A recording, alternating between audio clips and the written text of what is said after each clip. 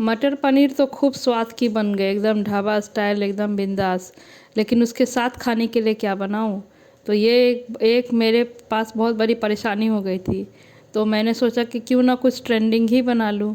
तो फिर मैंने डिसाइड किया कि चलो आज नान ही बनाते हैं।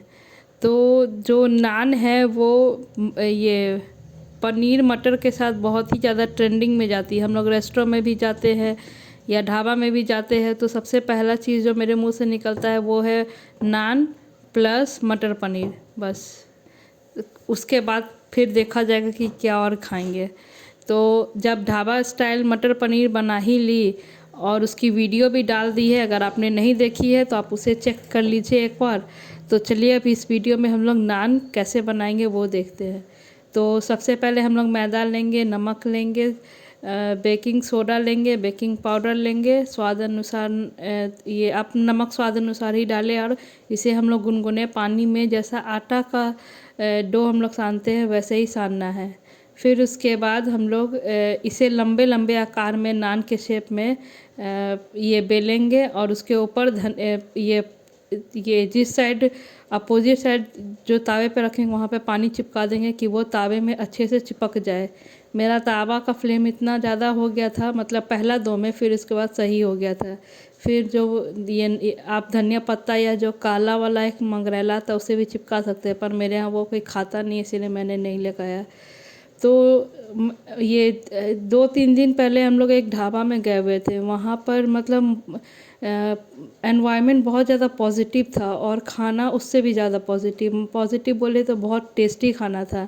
तो वहाँ से तो मैंने मटर पनीर की रेसिपी चुरा ली, क्योंकि वो शेफ़ वहीं पे बैठ के बना रहा था। तो मैंने उसकी वीडियो तो डाल दी है, आपने नहीं देखी है तो आप एक बार देख लेना। और जो नान है, तो नान तो मैंने पहले भी बना रखी थी, तो आज भी मैंने नान बनाई है। आपको जो इसका डो है उसे आधे घंटे तक एकदम छोड़ देना है, क्योंकि जब तक आप आधे घंटे तक छोड़ोगे नहीं, इसमें जो बेकिंग पाउडर और सोडा है वो एक्टिवेट नहीं होगा। और जब तक वो दोनों एक्टिवेट नहीं होगा तो आपका जो नान है वो बिल्कुल अच्छा नहीं बनेगा। तो अगर आपको बटर नान पसंद है तो आप ऊपर से बटर लगा ले, अगर आपको सिंपल नान पसंद है तो आप ऊपर से कुछ नहीं लगाए। तो मेरे यहाँ सब कोई बटर नान ही खाता है, तो मैं ऊपर से बटर सब में लगा दी थी लास्ट में। तो ये आपको एक चीज़ का इसमें ये ध्यान रखना है कि पानी आप खूब खूब लगाए। मेरा ऐसे इसीलिए हो जा रहा था क्योंकि मेरा आटा रेज़ नहीं हो पाया था। अगर मैं इसमें इनो मिलाती थी तो ये रेज़ हो जाता, लेकिन ये मेरे ध्यान में नहीं था, मेरे पास था भी नहीं इनो, तो फिर मैं नहीं इसमें डाली।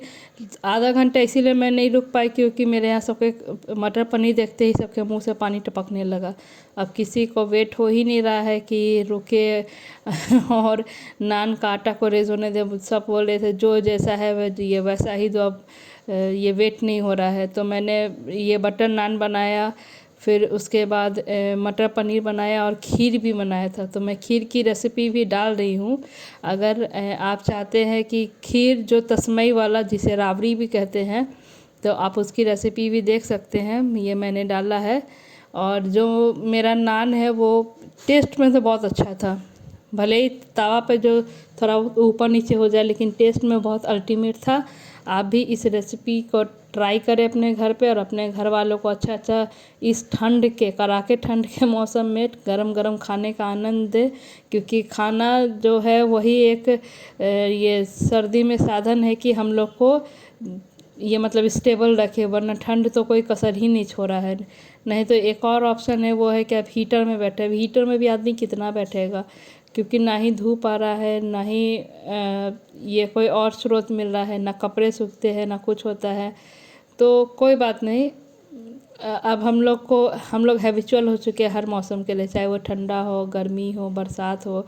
क्योंकि यहाँ पर सब मौसम वैसे ही अब पड़ने लगे। गर्मी भी पड़ती है तो इतनी पड़ती है तो कि लगता है कि एकदम शरीर को झुलसा देगी। ठंड भी पड़ती है तो इतनी ही पड़ती है, लगता है जैसे हड्डी ही गला देगी। बरसात तो ऐसी पड़ती है जैसे लगता है कि अब पृथ्वी पे जो एक होता है तबाही अब ये मचने वाली है। तो अब कोई भी मौसम ये अनुकूल नहीं रहा है, उसका जिम्मेदार हम लोग सबको ही है। पर कोई नहीं, वो चीज़ सब कोई समझेंगे तभी जाके ये चीज़ सल्यूशन होगा। चलिए तो हम अपने खाने की ओर बढ़ते हैं।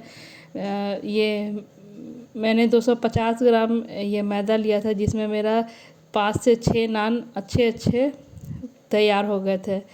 तो मैं उम्मीद करती हूँ कि आपको मेरा ये वीडियो पसंद आया हो। अगर पसंद आया है तो अपने फ्रेंड्स के साथ शेयर करें, अपने फैमिली को गर्मा गर्म नान खिलाएं और इस सर्दी के मौसम को अपने परिवार के साथ रह के एंजॉय करें, क्योंकि